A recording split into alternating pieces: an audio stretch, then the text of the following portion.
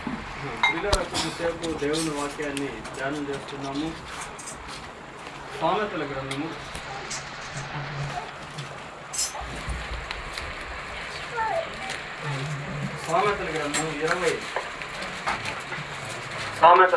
22వ అధ్యాయము 6వ వచనాన్ని చదువుకుందామండి.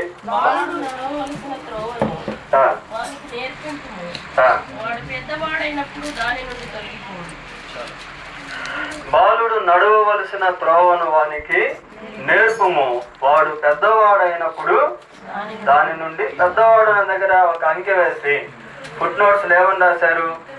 వృద్ధుడైనప్పుడు అని రాశారు పిల్లలు. అంటే ఇక్కడ ఈ 22వ అధ్యాయం 6వ వచనంలో ఒకటి బాల్యకాలము, ఇంకొకటి వృద్ధాపం, రెండు కూడా కనబడుతూ ఉన్నాయి. బాలుడు నడవవలసిన త్రోవను వానికి నేర్పము, వాడు పెద్దవాడైనప్పుడు లేక వృద్ధుడైనప్పుడు దాని నుండి తొలగిపోడు.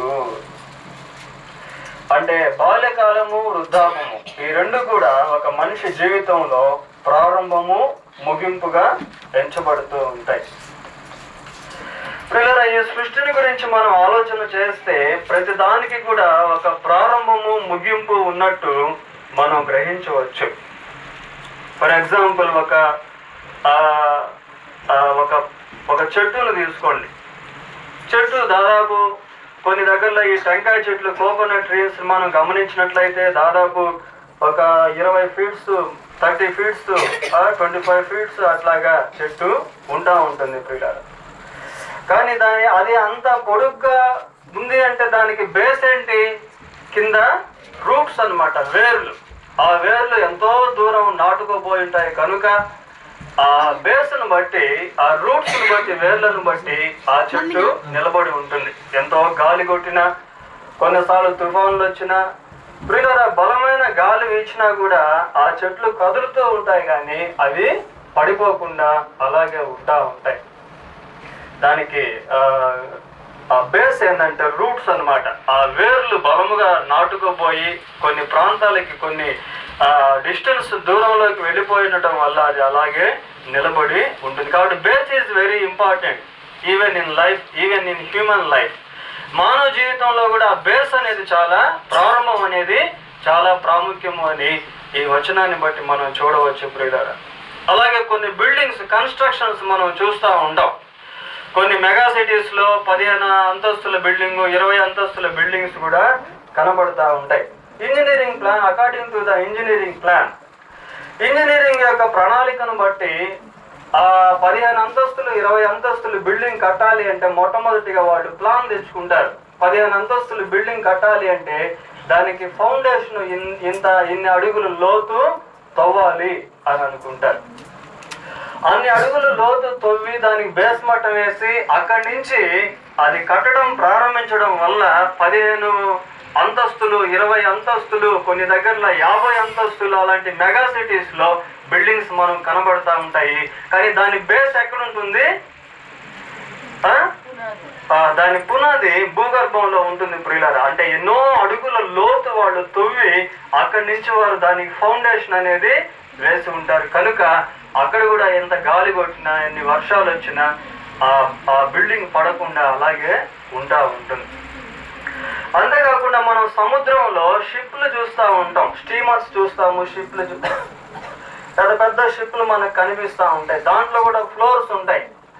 ఒక్కొక్క షిప్ ఎన్నో అడుగుల పొడవు, ఎన్నో అడుగుల వెడల్పు ఉంటుంది.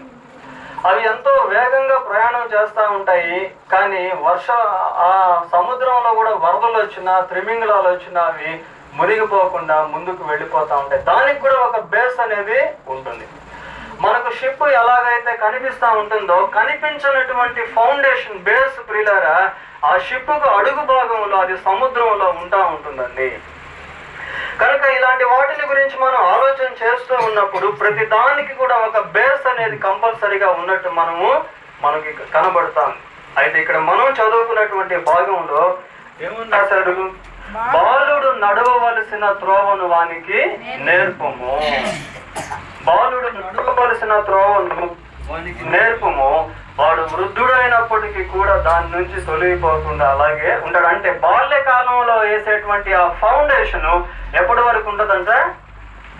వృద్ధాపం వరకు కూడా అది అలాగే ఉంటుంది పిల్లలు. వృద్ధాపం వరకు కూడా అది అలాగే ఉంటుంది. మునుపటి రోజుల్లో మరి తల్లిదండ్రులు అయినటువంటి వాళ్ళు దాదాపు 80 సంవత్సరాలు, 90 సంవత్సరాలు, 100 సంవత్సరాలు కూడా జీవించేవాళ్ళు. కాబట్టి వాళ్ళ పిల్లల యొక్క వృద్ధాపాన్ని కూడా చూసేవాళ్ళు. వాళ్ళ పిల్లలు పెరగడము, పెద్దవడము, వివాహాలు చేసుకోవడము, ఏమంటే వారికి పిల్లలు జన్మించడము, ఈ పెద్ద వాళ్ళు కూడా ఒక మిడిల్ ఏజ్కి రావడం, ఒక 60 సంవత్సరాలు 70 సంవత్సరాలకు రావడం అలాంటిది మునుపటి రోజుల్లో ఉండేది ప్రియులారా. అయితే ఈ ఆధునిక దినాల్లో మోడర్న్ డేస్ లో పరిస్థితి ఎలాగుంది అంటే పిల్లలు వృద్ధాపంలోనికి రాకముందే దాదాపు తల్లిదండ్రులు ఎండ్ అయిపోతా ఉన్నారు. పిల్లలు వారి యొక్క జీవితాలు ముగించబడుతున్నాయి. కాబట్టి పాత దినాల కంటే ఈ దినాల్లో తల్లిదండ్రులు అయినటువంటి వాళ్ళు బిడ్డల విషయంలో ఎంతో జాగ్రత్త తీసుకోవాల్సిన అవసరము ఉంది అని ఈ రాత్రి మనము దేవుని వాక్యంలోంచి కొన్ని విషయాలు మనం నేర్చుకుంటా ఉన్నాం. ఇక్కడ ఏమని చెబుతున్నాం అంటే బాలుడు నడవవలసిన త్రోవను వానికి నేర్పుము అని చూస్తాం. పిల్లల త్రోవను గురించి మనం ఆలోచన చేస్తే ఈ వే అనేది చాలా ఇంపార్టెంట్. ప్రతి దానికి కూడా త్రోవ అనేది ఒక డెస్టినేషన్, అది it is the sign of a destination. త్రోవ అనేది ఒక గమ్యస్థానానికి నడిపిస్తూ ఉంటుంది ప్రియులారా. కనుక వే అనేది చాలా ఇంపార్టెంట్. ఇప్పుడు మనం ఈ హైవేలో వెళ్ళినప్పుడు లేక అవుటర్ రింగ్ రోడ్డుకి వెళ్ళినప్పుడు ప్రతి దగ్గర ఇండికేషన్ మార్క్స్ వేస్తుంటారు, ఏరో మార్క్స్. ఇలా వెళ్తే బెంగళూరు వెళ్ళొచ్చు, ఇలా వెళ్తే ఎయిర్పోర్ట్ వెళ్ళొచ్చు, ఇది NH9, ఇది NH4, ఇది NH5 అని ఇట్లాగా రూట్స్, మ్యాప్స్, వాటి యొక్క ఏరో మార్క్స్, అక్కడ పేర్లు అనేవి రాసుంటారు. కాబట్టి డ్రైవర్స్ ఏం చేస్తారంటే వాళ్ళు వెళ్ళేటువంటి గమ్యస్థానానికి ఈ రూట్ మార్క్స్ చూసుకొని, ఏరో మార్క్స్ చూసుకొని ఆ దిశగా వాళ్ళు ప్రయాణం చేసి గమ్యానికి వెళ్తూ ఉంటారు. So the way of life also is very important in human being. అదేవిధంగా పిల్లరా మానవ జీవితంలో ఈ త్రోవ అనేది చాలా ప్రాముఖ్యమైనదిగా మనము చూడవచ్చు. ఇక్కడ త్రోవను గురించే సొలొమోను రాస్తున్నాడు. ఏమని రాస్తాడంటే బాలుడు నడవవలసిన త్రోవను వానికి నేర్పుము. బాలుడు అంటే ఇన్ఫాంట్ అన్నమాట. బాల్యకాలంలో అతనికి ఏమీ తెలియనటువంటి స్థితి. అంతే కదా, బాలుడు అంటే అదే అర్థం కదా. నేర్పుము అంటే అర్థం ఏంటి? హీఈస్ అన్మెచ్యూర్డ్, ఆయనకి ఇంకా పరిపూర్ణత రాలేదు కాబట్టి మీరు ఆయనకి నేర్పించండి అన్నట్టుగా అక్కడ మనం మామూలుగా చూస్తూ ఉంటాం. సహజంగా బాల్యకాలంలో తల్లిదండ్రులు పిల్లలకి ఎన్నో నేర్పిస్తూ ఉంటారు. వారు ఎదిగే కొద్దీ తల్లిదండ్రులు వారు ఎదుగుదలకు ఎంతో సపోర్ట్ చేస్తూ ఉంటారు. వారికి చదువు నేర్పిస్తారు. ఫస్ట్ కొంచెం మాటలు వచ్చినప్పుడు A ఫర్ యాపిల్ అని, B ఫర్ బ్యాట్ అని, C ఫర్ క్యాట్ అని ఇట్లాగా చెప్తా ఉంటారు పిల్లలు. ఆ అంటే అమ్మ అని, ఆ అంటే ఆవు అని, ఈ అంటే ఇల్లు అని ఇలాగ చదువు వారికి నేర్పిస్తూ ఉంటారు. అంతేకాకుండా వారు కొంచెము అలాగా నడక నేర్చుకోబోయేటువంటి సమయంలో ఏం చేస్తారంటే వాడు త్వరగా నడవాలా, వాళ్ళ కాళ్ళలో స్ట్రెంత్ రావాలనే ఉద్దేశంతో వాకర్స్ అని చిన్న బండ్లని వారికి తెచ్చి ఇచ్చి ఆ విధంగా వారిని ట్రైన్ అప్ చేస్తూ ఉంటారు. అంతేకాకుండా ఇంటికి ఎవరైనా వస్తే బాబోయ్ వచ్చాడు, బాబోయ్ అని చెప్పని, లేకపోతే మామగారు వస్తే మామగారు అని చెప్పమని, అత్తగారు వస్తే అత్తగారు చెప్పమని, అలాగా వారికి పదాలు చిన్న పదాలు మనం వారికి నేర్పిస్తూ ఉంటాం. ఇంతవరకు మంచిదే. ఇలాగా చదువు నేర్పించడము, హౌ టు వాక్, నడవడం ఎలాగనేది నేర్పించడము, ఇలాంటివన్నీ కూడా మనం వారికి సహజంగా నేర్పిస్తూ ఉంటాం ప్రియులారా. మరి ఇక్కడ నేర్పించమన్నది ఏంటి అనేది ఈ రాత్రి మనము చూద్దాం. ఏమని చెప్తున్నాడు ఇక్కడ? బాలుడు నడవలసిన త్రోవను వానికి నేర్పము. ఏమి నేర్పించాలి? త్రోవ అనేది చాలా ఇంపార్టెంట్ అని మనం చూస్తూ ఉన్నాము. ఏం నేర్పించాలి అని మనం ఒక ప్రశ్న వేసుకున్నట్లయితే దానికి ఎన్నో జవాబులు బైబిల్లో నుంచి మనం తెచ్చుకోవచ్చు. ముఖ్యంగా ఒక 3 విషయాలు వారికి నేర్పించడం అవసరమని ఈ రాత్రి మనం కొన్ని బైబిల్లో నుంచి చూద్దాం ప్రియులారా. 3 things are very important to train up them. వారికి నేర్పించడానికి ప్రియులారా ఒక 3 ప్రాముఖ్యమైనటువంటి విషయాలు ఈ రాత్రి మనము చూద్దాం. మొట్టమొదటిగా డ్యూటీస్, రెండవదిగా డేంజర్స్, మూడవదిగా బ్లెస్సింగ్స్ ఆఫ్ గాడ్, దేవుని యొక్క ఆశీర్వాదాలు. ఈ 3 వారికి నేర్పించడం అనేది తల్లిదండ్రుల యొక్క బాధ్యత.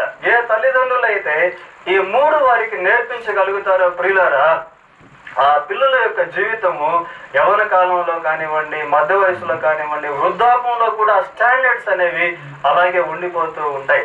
స్టార్టింగ్ డేస్ లో వేసేటువంటి ఆ ఫౌండేషన్ ఎండింగ్ డే కూడా అది ఉపయోగపడే విధంగా ఉంటుంది ప్రియులారా. మొట్టమొదటిగా duties, how to perform the duties, బాధ్యతను ఏ విధంగా నిర్వహించాలి అనేది వారికి మొట్టమొదటిగా నేర్పించాలి. బాధ్యతలు ఏ విధంగా నిర్వహించాలి అనేది వారికి నేర్పించాలి ప్రియులారా. వారు కొంచెం వయసులో పెద్ద అయిన తర్వాత వారికి ఏం టీచ్ చేయాలంటే బాధ్యతలను ఏ విధంగా నిర్వహించాలి అనేది వారికి నేర్పించాలి. ప్రియులారా, బాధ్యత అనేది ఎక్కడైతే ఉంటుందో అక్కడ డిసిప్లైన్ అనేది కనబడుతూ ఉంటుంది. చూడండి, సహజంగా డ్యూటీకి వెళ్ళడం అనేది ఒక బాధ్యతగా మనం తీసుకుంటా ఉంటాం. కాబట్టి డ్యూటీ 10 గంటలకైతే మనం 11 గంటలకి వెళ్తామా? 11 గంటలకి వెళ్ళము. అంటే అక్కడ ఒక డిసిప్లైన్ అనేది కనబడతాం. డ్యూటీ 10 గంటలకు అనుకోండి, మనం 6 గంటలకు లేస్తేనే పనులు అవుతాయి. 8 గంటలకి 9 గంటలకి లేస్తామా? లేము. అంటే డ్యూటీ 10 గంటలకు ఉంది కాబట్టి ఉదయాన్నే 6 గంటలకి మనము లేసేస్తాం. అక్కడ ఒక డిసిప్లైన్ అనేది కనబడతా ఉంది పిల్లలు. కొద్దిమంది పిల్లల్లో మనం గమనించినట్లయితే ఆ క్రమశిక్షణ అనేది లేకుండా వారు జీవిస్తూ ఉంటారు. నిద్ర విషయంలో క్రమశిక్షణ ఉండదు, ఏమంటే తిండి విషయంలో క్రమశిక్షణ ఉండదు, వారికి ఇవ్వబడేటువంటి సమయం విషయంలో కూడా క్రమశిక్షణ లేకుండా జీవిస్తూ ఉంటారు. డ్యూటీస్ లో ప్రియులారా, ఈ క్రమశిక్షణ అనేది చాలా ఇంపార్టెంట్. అంటే how to use our time that God has given, దేవుడు ఇచ్చినటువంటి ఆ సమయాన్ని ఏ విధంగా పిల్లలు యూజ్ చేయాలి, వాడుకోవాలి అనేది తల్లిదండ్రులు వారికి టీచ్ చేయాలి. కొద్దిమంది పిల్లలు ఎక్కువగా టీవీల ముందు కూర్చొని వ్యర్థమైన వాటిని చూస్తూ ఉంటారు. కార్టూన్స్ అని, క్రికెట్ అని, ఇవన్నీ ఇలా చూసుకుంటూ వారి యొక్క సమయాన్ని ఎంతో వృధా చేసుకుంటా ఉంటారు ప్రియులారా.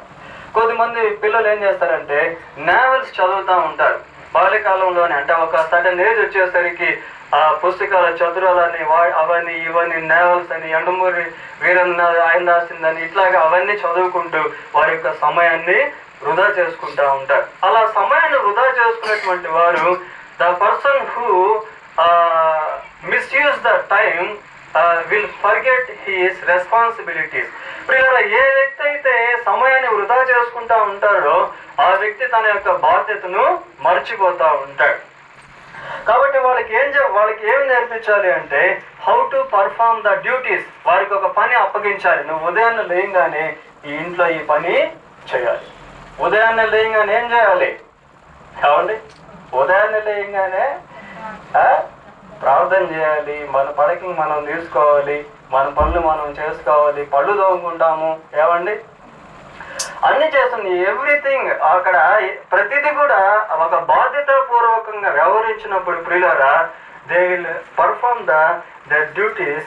వారి యొక్క బాధ్యతను వారు నిర్వహించేవారుగా ఉంటారు. అంతేకాకుండా ప్రియులారా, ఎప్పుడైతే ఈ బాధ్యత అనేది, ఆ డ్యూటీస్ అనేది వాళ్ళు తెలుసుకుంటారో అక్కడ they will have a distance vision. వారికి దూరదృష్టి అనేది మనం నేర్పించిన వారం అవుతాం. చూడండి, స్టార్టింగ్ డేస్ లో వారు డిసిప్లైన్ నేర్చుకున్నప్పుడు, క్రమశిక్షణ నేర్చుకున్నప్పుడు అది వారి భవిష్యత్తుకి ఎంతో ఉపయోగకరంగా మారుతుంది. మనం కొద్దిమంది మిషనరీల యొక్క జీవిత చరిత్రను గమనించినప్పుడు వారి తల్లిదండ్రులు వారు మిషనరీలుగా మారేదానికి, వారు భక్తులుగా మారేదానికి, వారు ప్రార్థనా పరులుగా మారేదానికి చిన్నతనం నుంచి వారికి ఎంతో క్రమశిక్షణ వారు ఇచ్చారు ప్రియులారా. క్రమశిక్షణ నేర్పించారు. అందుకే మనం వాక్యంలో చూస్తున్నాము, బాలుడు నడవవలసిన త్రోవను వానికి నేర్పము. ఎప్పుడైతే నీవు వారిని బాల్యకాలంలోనే ట్రైన్ అప్ చేస్తావో వారి యవ్వన కాలంలో వారు మెరుగుపరచబడతారు. మధ్య వయసుకు వచ్చేసరికి వారు మెరుగుపరచబడతారు. చూడండి, ఆ లాంగ్ ప్రాసెస్ అన్నమాట. బాల్యకాలంలో ప్రారంభమైనటువంటి ఆ క్రమశిక్షణ ఎప్పటి వరకు ఉంటుందట? వృద్ధాపం వరకు కూడా ప్రియులారా అది ఉంటుంది ప్రియులారా. కొద్దిమంది పిల్లల్ని యవనస్తుల్ని మనం గమనించినట్లయితే ఒక 20-25 సంవత్సరాలు వచ్చేసరికి ప్రియులారా వారు they will have a distance vision. వారికి ఒక దూరదృష్టి అనేది ఉంటుంది. I have to build my life, నా జీవితాన్ని నేను కట్టుకోవాలి అనుకుంటారు. ఇదిగో నా జీవితం కోసం నేను ఈ రూట్లో, ఈ మార్గంలో ప్రయాణం చేయాలి. నా తల్లిదండ్రులు వృద్ధులైపోతూ ఉన్నారు, వారిని నేను ఇక సుఖపెట్టాలి. ఇలాంటివన్నీ కూడా వారు ఆలోచిస్తూ ఉంటారు ప్రియులారా. ఎందుకంటే బాల్యకాలంలో పడినటువంటి ఆ ఫౌండేషన్, తల్లిదండ్రులు వారి ఎదుట పెట్టినటువంటి మాదిరి, వారికి నేర్పించినటువంటి క్రమశిక్షణ, వారు ఒక ఏజ్కి వచ్చేసరికి వారు భవిష్యత్తుని గురించి ఆలోచించేవారుగా మారుతారు. అక్కడక్కడ మనం కొద్దిమంది అల్లరి చిల్లరిగా తిరిగే పిల్లల్ని చూస్తూ ఉంటాం. ఏమంటే వారి యొక్క జీవితాలు ఎలాగుంటాయంటే వారికి భవిష్యత్తుని గురించిన జ్ఞానం లేకుండా, భవిష్యత్తుని గురించిన ఆలోచన లేకుండా ఏదో ఇంటికి వెళ్ళడం, తినడం, తిరగడం వంటిది చేస్తూ ఉంటారు. ఒకసారి నేను ఒక బాబుతో మాట్లాడుతూ అడిగాను, బాబు నువ్వేం చేస్తూ ఉంటావు అంటే, నేను ఎయిర్ ఫోర్స్లో పనిచేస్తున్నానండి అని చెప్పాడు. ఎయిర్ ఫోర్స్లో అంటే గాలికి తిరుగుతున్నాను అని అర్థం అనమాట. మనం అనుకున్నట్టు ఎయిర్ ఫోర్స్ అంటే అక్కడ ఏదో ఫ్లైట్ స్టేషన్ కాదు. ఎయిర్ ఫోర్స్లో పనిచేస్తుంటే గాలికి తిరుగుతా ఉన్నాను బాబు, I have no any job అట్టిల్లా, ఇప్పటి వరకు నాకు ఏ ఉద్యోగము లేదు అని అర్థం. కొద్దిమంది పరిస్థితి అలాగే ఉంటుంది ప్రియులారా. ఎందుకంటే వారి యొక్క బాధ్యతలను మరిచి జీవిస్తూ ఉంటారు, విచ్చలవిడిగా జీవిస్తూ ఉంటారు. ఒక స్థితికి వచ్చేసరికి వారి యొక్క జీవితం అంతా కూడా అస్తవ్యస్తంగా మారిపోతూ ఉంటుంది. కాబట్టి బాల్యకాలంలో పిల్లలకి ఏం నేర్పించాలంటే how to perform the duties అనే దాన్ని వారికి టీచ్ చేయాలి. సమయం విషయంలో, అలాగనే డబ్బు విషయంలో, డబ్బు కూడా విచ్చలవిడిగా ఖర్చు పెట్టడం. పిల్లలు అన్నెసరీ థింగ్స్, అనవసరమైన విషయాల డబ్బును ఖర్చు పెట్టడం అనేది కూడా it is not a discipline ప్రియులర్. అది ఒక క్రమశిక్షణ అనేది కానే కాదు. సమయాన్ని అనవసరంగా వృధా చేసుకోవడం అనేది కూడా ఒక క్రమశిక్షణ కానే కాదు. కాబట్టి సమయం విషయంలో, డబ్బు విషయంలో, పని విషయంలో, ఏమంటే ఇలాంటి విషయాల్లో వారికి how to perform there duties అనేది తల్లిదండ్రులు వారికి నేర్పించారు. అది చాలా ఇంపార్టెంట్. రెండవదిగా డేంజరస్ అన్నమాట, అంటే అపాయములను గురించి వారికి టీచ్ చేయాలి.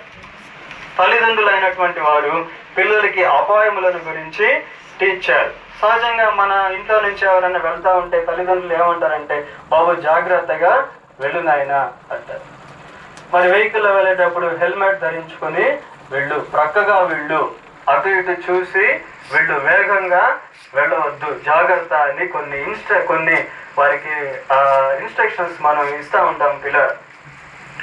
అది చాలా మంచిది.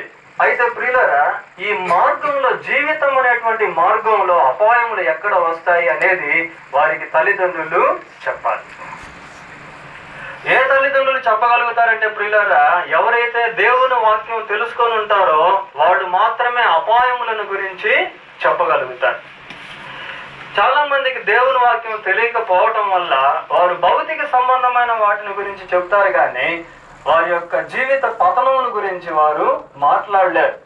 ఎక్కడ అపాయములు బిడ్డల యొక్క జీవితాల్లో వస్తాయి అనేది మనం ఆలోచన చేస్తే, కొరింథీయులకు రాసిన మొదటి పత్రిక 15వ అధ్యాయము 5వ వచనం ఒకసారి చూడండి. 15వ అధ్యాయము 15వ వచనమా, దుష్ట సాంగత్యం మంచి నడవడిని చెరుపునదండి. కొరింథీయులకు రాసిన మొదటి పత్రిక 15వ అధ్యాయము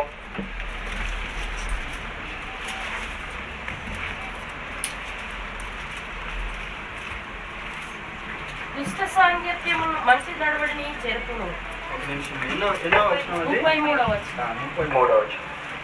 కొరింథీయులకు రాసిన మొదటి పత్రిక 15వ అధ్యాయము 3వ వచనం. ప్రియులారా, 33వ వచనం చదవండి. చాలమ్మా. దుష్ట సాంగత్యము మంచి నడవడిని చెరుపును. ప్రియులారా, ప్రారంభ దశలో కొద్దిమంది మంచి నడవడికలోనే ఉంటారు. బాలుడు నడవవలసిన త్రోవను వానికి నేర్పుము.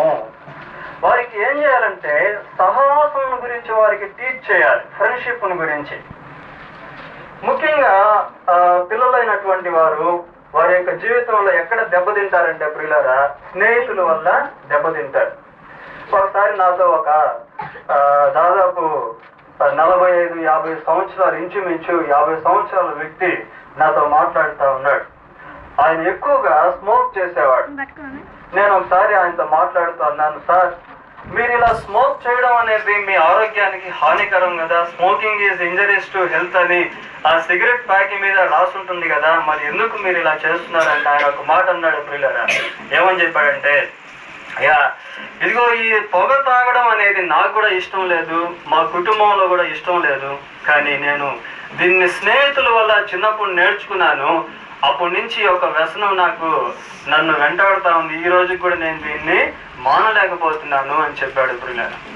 చూడండి, ఇలాగ మనం గమనించినట్లయితే ఎంతో మంది ఈ చెడు సంబంధమైన స్నేహాల వల్ల వారి యొక్క జీవితాలు పొల్యూట్ అయిపోతూ ఉంటాయి. కాబట్టి తల్లిదండ్రులైనటువంటి వాళ్ళు ఏం చేయాలంటే ఈ దుష్ట సాంగత్యం గురించి వారికి చెప్పాలి, నేర్పించాలి.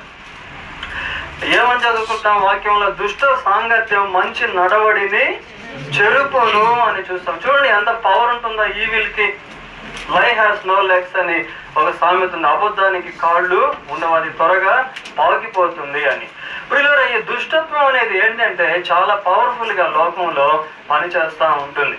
కాబట్టి వారు ఎవరితో సహవాసం చేస్తా ఉన్నారా అనేది, ఎవరితో సహవాసం చేయాలా అనేది కూడా తల్లిదండ్రులు వారికి నేర్పించారు. దుష్టులతో సహవాసం చేయడం వల్ల ఏమవుతుందంటే మంచి నడవడిక ఏమైపోద్దట? చెడిపోతుందట ప్రియులారా. మంచి నడవడిక అంటే చక్కగా మాట్లాడేటువంటి వ్యక్తి అప్పటి నుంచి బూత్ మాటలు మాట్లాడటము ప్రారంభిస్తాడు.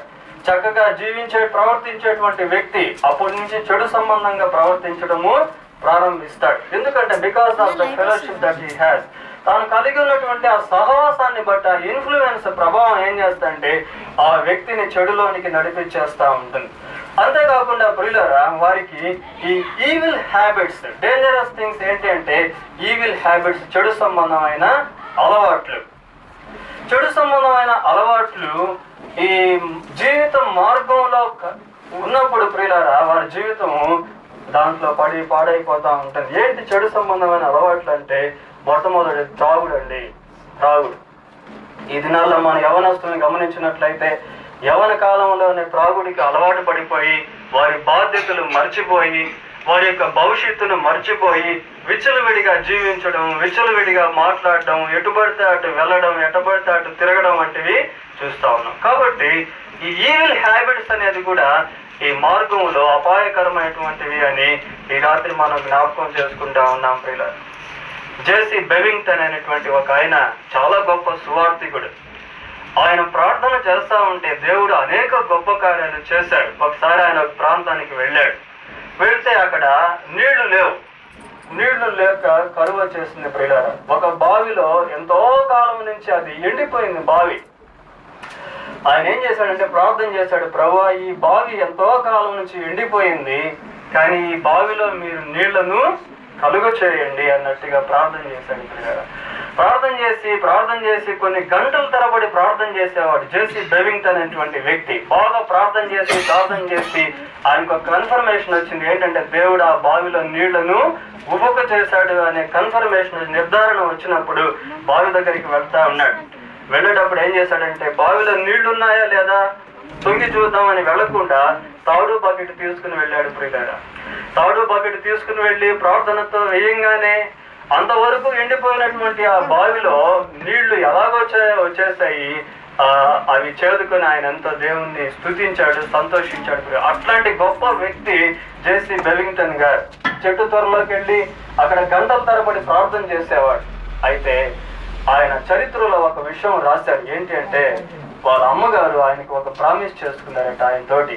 ఏమని ప్రామిస్ చేశారంటే, బాబు నువ్వు ఎక్కడికైనా వెళ్ళు కానీ ఎన్నడూ కూడా త్రాగడము చేయవద్దయ్యా అని చెప్పింది. నువ్వు ఎక్కడికైనా వెళ్ళు కానీ ఎప్పుడు కూడా త్రాగవద్దు అన్నట్టుగా చెప్పింది. మత్తు పదార్థాన్ని తీసుకోవద్దు, త్రాగవద్దు అన్నట్టుగా చెప్పింది. దాన్ని పాటించాడు. ఒకసారి ఆయన సువార్త పరిచయకు వెళ్తా ఉంటే ఆయనకి ఒక పని ఇస్తారు ఒక దగ్గర షాప్ లో, ఈ సారాయి అమ్మేటువంటి షాప్ లో.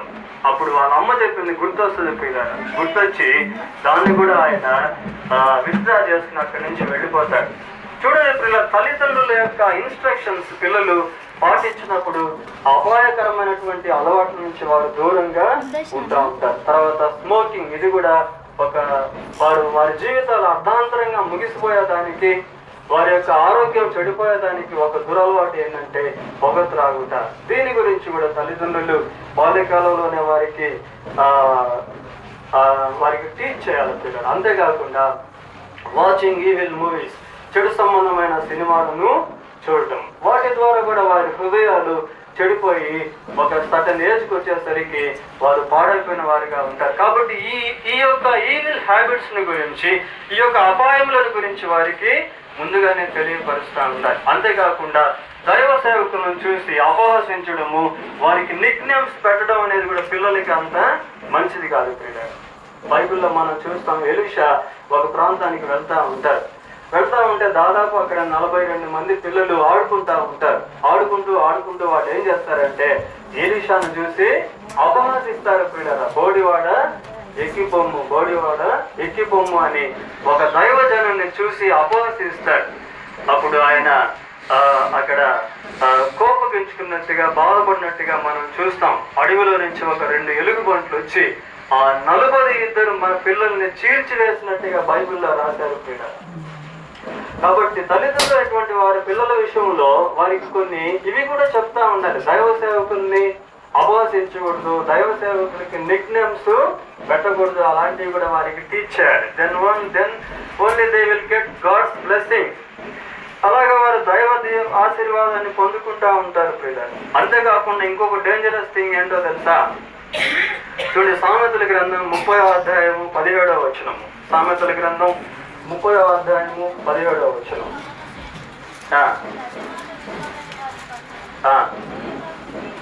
తండ్రిని అపహసించి తల్లి మాట వినని వాని కన్ను లోయ కాకులు పీకులు. ఏమంటే తండ్రిని అపహసించి, ఎంత అపాయమో చూడండి. తండ్రిని అపహసించి తల్లి మాట విననల్లని వాని కన్ను లోయ కాకులు పీకులు. చూసారా ఎక్కడ అపాయం దాగి ఉందో? ఆ సంగతి పిల్లలకి తెలుసా? ఏమంటే పిల్లలకి ఆ సంగతి తెలియదు కాబట్టి తల్లి మాట వినరు, తండ్రిని అపహసిస్తారు, తల్లిదండ్రులకి లోపడరు. కాబట్టి ఇలాంటి అపాయాలకు కూడా వారు గురైపోతా ఉంటారు. తల్లిదండ్రులకు భయపడమని దేవుని వాక్యంలో దేవుడు చెప్పాడు. ఇలాంటివి తల్లిదండ్రులు పిల్లలకి తెలియపరిచి వారు వీరికి లోబడే విధముగా, వారు వీరికి భయపడే విధముగా మార్చుకోవాలి. ఎప్పుడండి? చిన్నప్పుడే, బాల్యకాలం నుంచే. బాల్యకాలంలో పడే ఆ ఫౌండేషన్ వృద్ధాపం వరకు ఉంటుంది అని దీన్ని బట్టి మనము చూస్తా ఉన్నాం. బాలుడు నడవవలసిన త్రోవను వానికి నేర్పుము, వాడు వృద్ధుడైనప్పుడు దాని నుండి తొలగిపోడు. కనుక తల్లిదండ్రులు వారికి డేంజరస్ థింగ్స్ గురించి చెప్పాలి. పోతే ఫైనల్ 3వదిగా బ్లెస్సింగ్స్ గురించి. ఆశీర్వాదం అనేది చాలా ఇంపార్టెంట్. మనం వారి కోసం ఎన్నెన్నో దాచిపెడతా ఉంటాం, స్టోర్ చేస్తూ ఉంటాం. బ్యాంకులో వారి పేర్ల మీద అకౌంట్లు ఓపెన్ చేస్తాం. ఎవరి వారి పేర్ల మీద అక్కడక్కడ ప్లాట్లు కొంటా ఉంటారు, వారి పేర్ల మీద చీటీలు కడతా ఉంటారు, వారి పేర్ల మీద ఎన్నెన్నో చేస్తూ ఉంటారు. వారికి స్టోరేజ్, LIC అని, పెరల్స్ అని, ఇలాంటివి ఎన్నెన్నో చేస్తూ ఉంటారు. మంచిదే, చేయొద్దు అని చెప్పట్లే. కానీ బ్లెస్సింగ్ ఎక్కడుంది అనేది వారికి మనం నేర్పించాలి. బ్లెస్సింగ్ ఎక్కడుంది? కీర్తన 115 3వ వచనాన్ని చదువుకుందామండి. 115వ కీర్తన 13వ వచనం.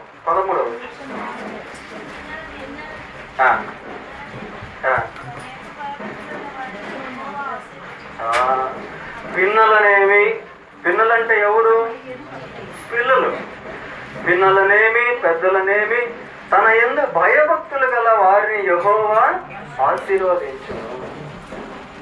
దేవుని యందు భయభక్తులు కలిగిన పిల్లలను దేవుడు ఏం చేస్తాడండి?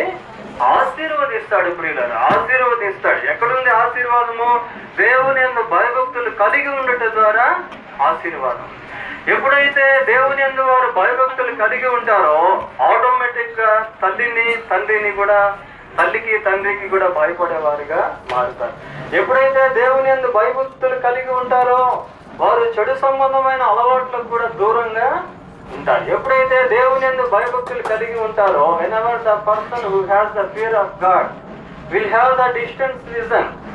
ప్రియులారా, ఏ వ్యక్తి అయితే దేవుని యందు భయభక్తులు కలిగి ఉంటాడో ఆ వ్యక్తి భవిష్యత్తుని గురించి ఆలోచించే వ్యక్తిగా ఉంటాడు. పిల్లలనేమి పెద్దలనేమి తన యందు భయభక్తులు గల వారిని యెహోవా ఆశీర్వదించును. యెహోవా మిమ్మును మీ పిల్లలను వృద్ధి పొందించును. చూడండి, దేవుని వాక్యంలో ఎలాంటి ఆశీర్వాదముల గురించి దేవుడు రాయించాడో. కుటుంబం అంతా దేవుని యందు భయభక్తులు కలిగి ఉన్నప్పుడు ఆ కుటుంబం ఒక పరలోకముగా ఉంటుంది. కనుక కుటుంబ జీవితంలో చిన్నపిల్లలు పెద్దవారు అందరూ కూడా ప్రాముఖ్యులే. అందరూ కూడా దేవుని యందు భయభక్తులు కలిగి ఉన్నప్పుడు దేవుని యొక్క ఆశీర్వాదం వారి గృహం మీద ఉంటుంది.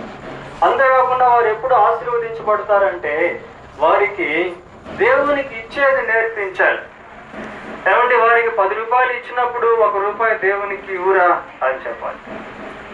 అది చాలా ఇంపార్టెంట్. అలాగా దేవుడు వారిని ఆశీర్వదిస్తాడు.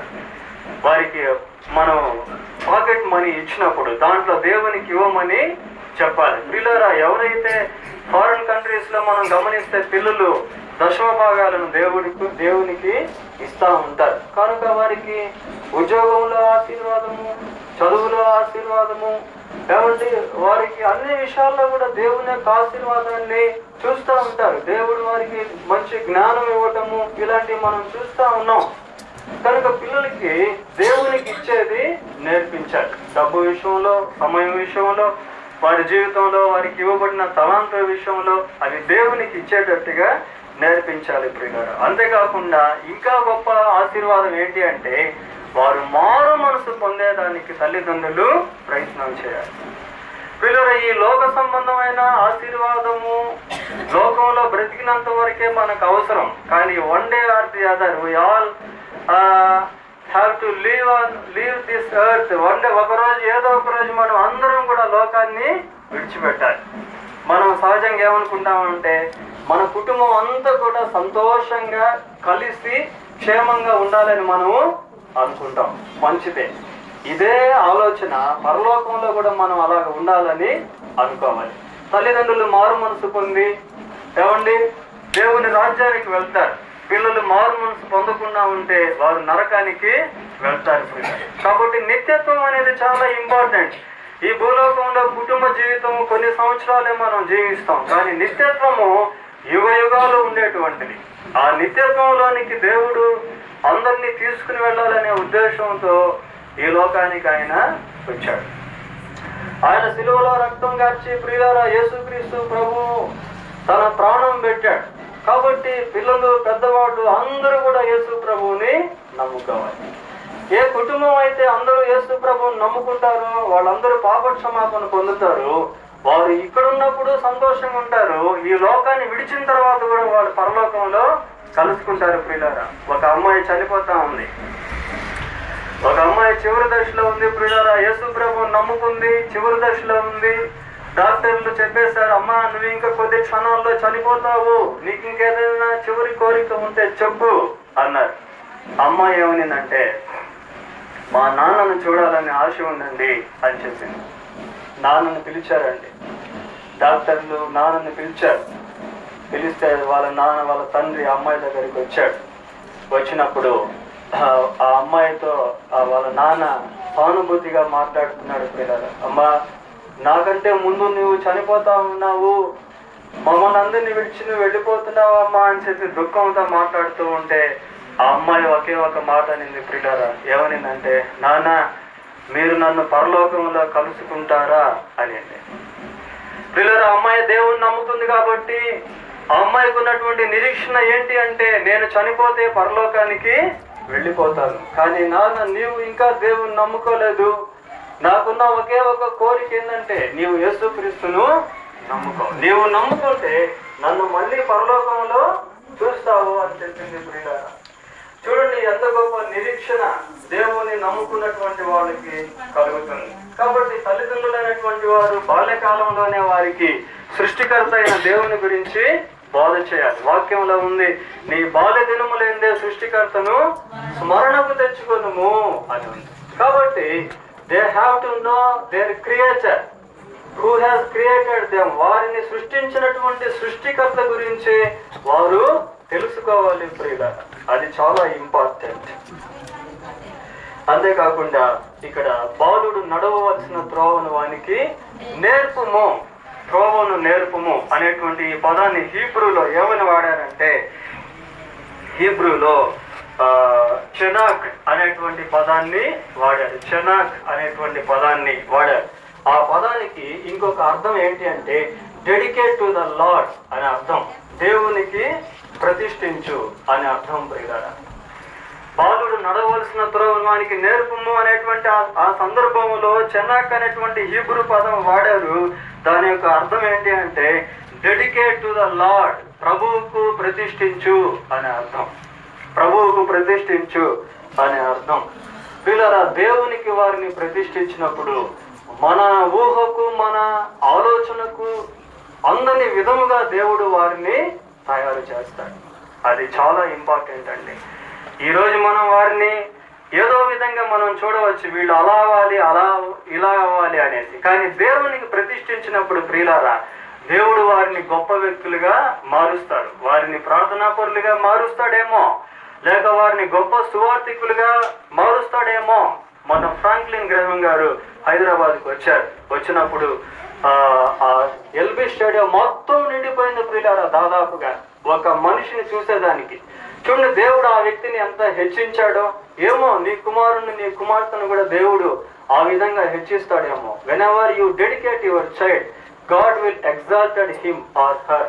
ప్రియులారా, ఎప్పుడైతే నీవు నీ యొక్క బిడ్డను దేవునికి సమర్పిస్తావో దేవుడు ఆ బిడ్డను హెచ్చిస్తాడు. కాబట్టి ఆ హీబ్రూ పదానికి అర్థం ఏంటంటే dedicate your child to the lord, దేవునికి నీ బిడ్డను ప్రతిష్ఠించు అని. కాబట్టి తల్లిదండ్రులైనటువంటి వారు బిడ్డల గురించి ఆ విధంగా ప్రార్థన చేయాలి. ప్రభువా, ఇదిగో నా కుమారుడు, ఇదిగో నా కుమార్తె, ఈయనను నీకు ప్రతిష్ఠిస్తా ఉన్నా, నీ చిత్తాన్ని ఈమె పట్ల జరిగించు, ఈ బావు పట్ల జరిగించు అని ప్రియులారా ఏ తల్లి అయితే ఏ తండ్రి అయితే ప్రార్థన చేస్తాడో దేవుడు వారికి తప్పకుండా సహాయం చేస్తాడు. దేవుడు నమ్మదగిన వాడు కనుక ఆయన సహాయము తప్పకుండా చేస్తాడు. దేవుడు తన వాక్యాన్ని దీవించును గాక. ప్రార్థన చేసుకున్నాం. ప్రార్థన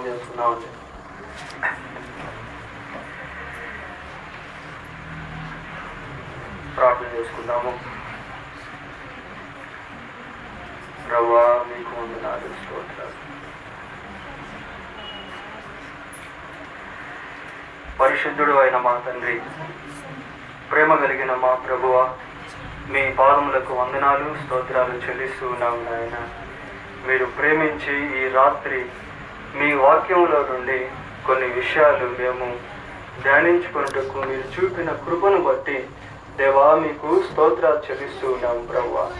బాలుడు నడవవలసిన త్రోవను వారికి నేర్పుము, వాడు పెద్దవాడైనప్పుడు దాని నుండి తొలగిపోడు అని రాయబడి ఉన్న గొప్ప మాటను బట్టి మీకు స్తోత్రాలు చెల్లిస్తూ ఉన్నాం ప్రభువా. బాల్యకాలం ఎంత విలువైనదో ప్రభువా మీ వాక్యం ద్వారా మీరు తెలియపరుస్తూ ఉన్నారు నాయన. అందును బట్టి మీకు స్తోత్రాలు చెల్లిస్తున్నాము.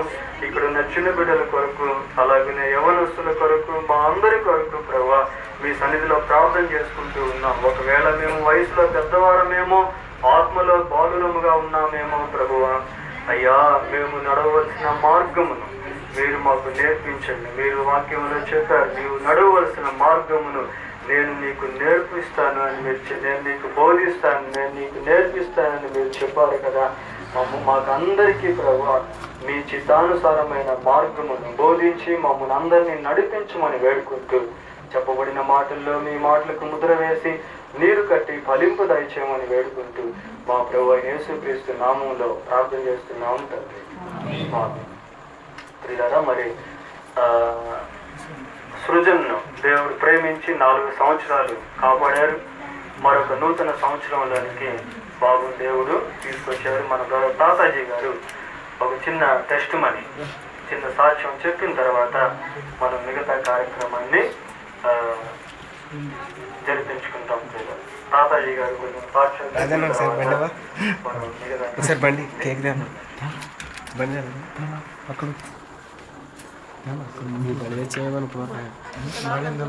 దగ్గరికి బండి తెస్తే బాగుండదు.